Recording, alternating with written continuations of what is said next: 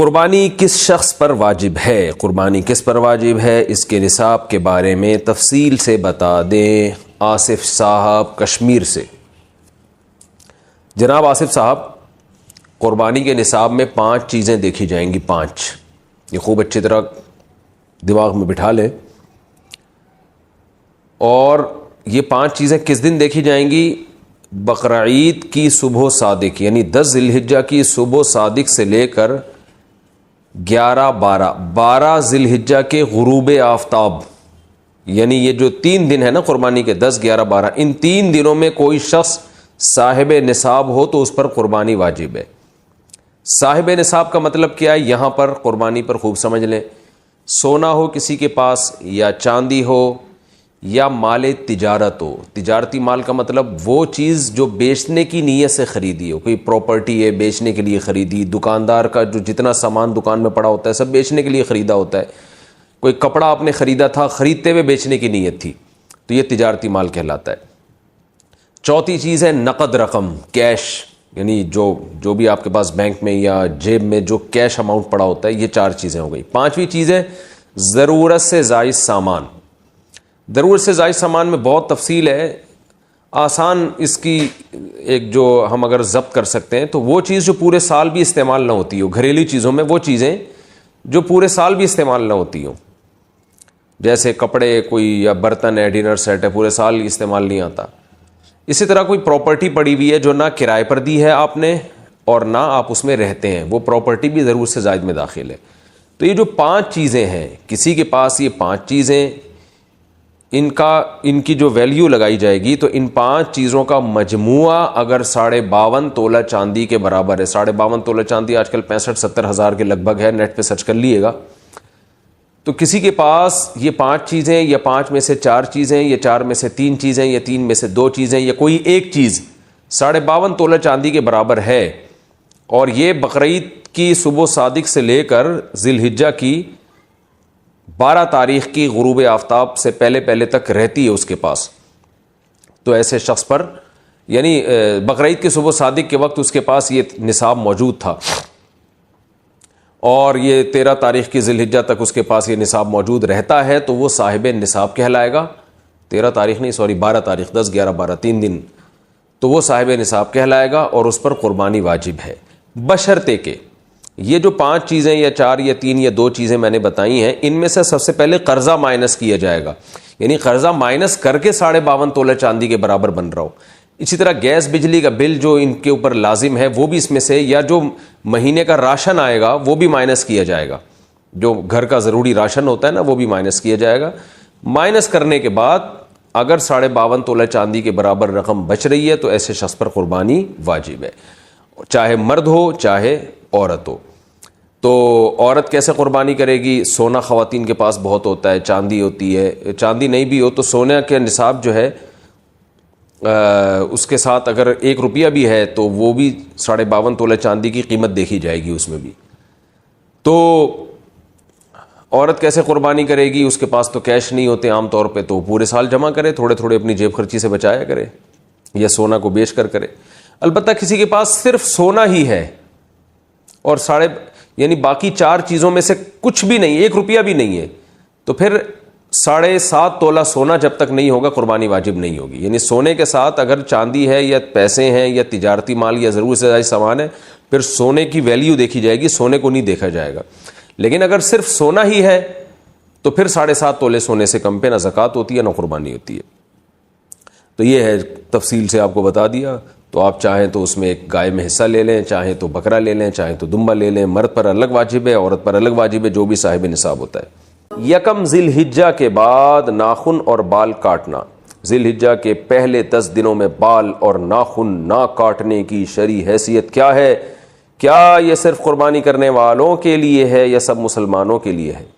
نیز اگر کسی کی حجامت زیادہ بگڑی ہوئی ہو تو کیا وہ ان دنوں میں بال بنوا سکتا ہے؟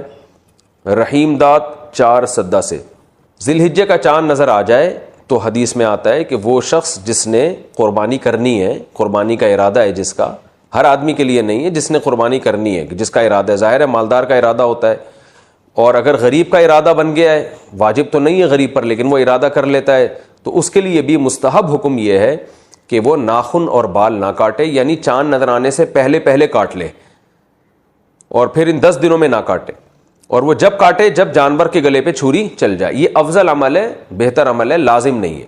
اور یہ افضل بھی اس صورت میں ہے کہ بعض دفعہ یہ ہوتا ہے کہ 40 دن ہونے والے ہیں اور ناخن بال آپ نے کہیں کاٹے نہیں ہیں، تو پھر 40 دن کی مدت سے زیادہ تو پھر یہ ناجائز ہو جائے گا، تو پھر ایسی صورت میں بہرحال آپ کو کاٹنے پڑیں گے۔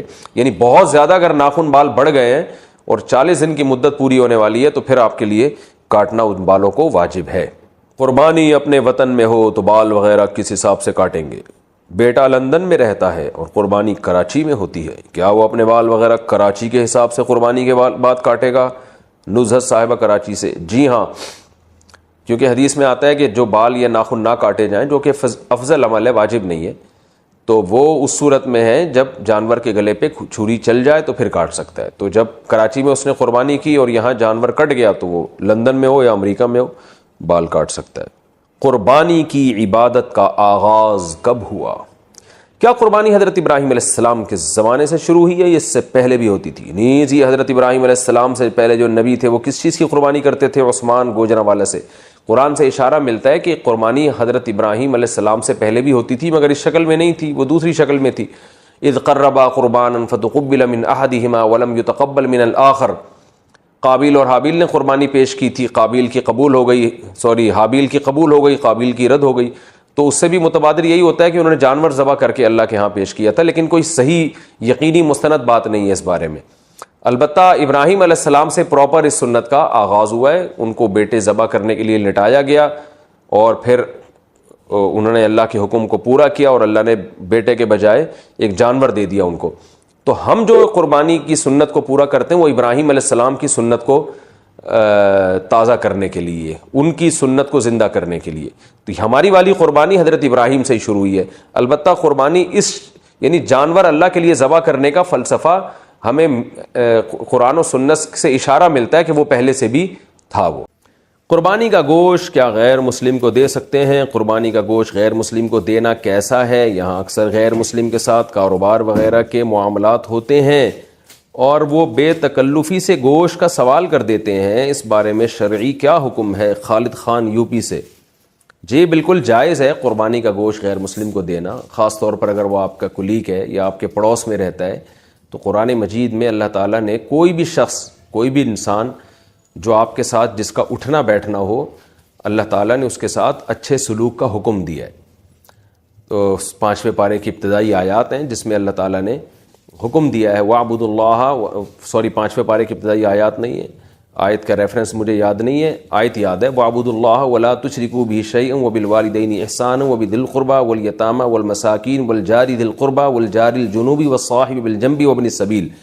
اس میں ہر قسم کے پڑوسی کے اللہ نے حقوق بیان کیے، جو بھی تمہارے ساتھ اٹھتا بیٹھتا ہے، کلاس فیلو ہے، سفر میں تمہارا ساتھی ہے، یا تمہارے گھر کے دیوار کے ساتھ اس کی دیوار لگتی ہے، کوئی بھی شخص جس سے آپ کا کسی بھی قسم کا لنک ہے، تو اللہ نے فرمایا کہ اس کے ساتھ اچھا سلوک کرو۔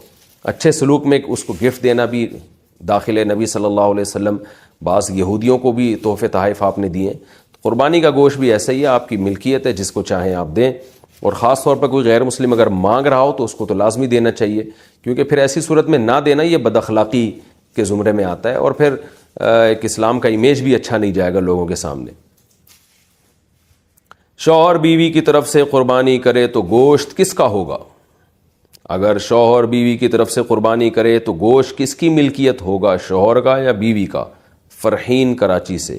بیوی اس کی مالک ہوگی، کیونکہ جب کسی کی طرف سے قربانی کی جاتی ہے تو اس میں اس کا وکیل بن کے کی جاتی ہے، یعنی یہ اس کا مطلب یہ ہوتا ہے کہ اصل قربانی وہ کر رہا ہے، یہ ان کے نمائندہ بن کے قربانی کر رہا ہے۔ تو پیسے کوئی بھی خرچ کرے، مالک وہی ہوگا جس کی طرف سے قربانی کی جا رہی ہے۔ تو شوہر کی طرف سے گویا کہ یہ پیسے گفٹ سمجھے جائیں گے، یوں سمجھا جائے گا گویا شوہر نے پیسے بیوی کو گویا ہدیہ دے کے اس کی طرف سے قربانی کی ہے، تو وہ اس لیے مالک عورت ہی سمجھی جائے گی اس گوشت کی۔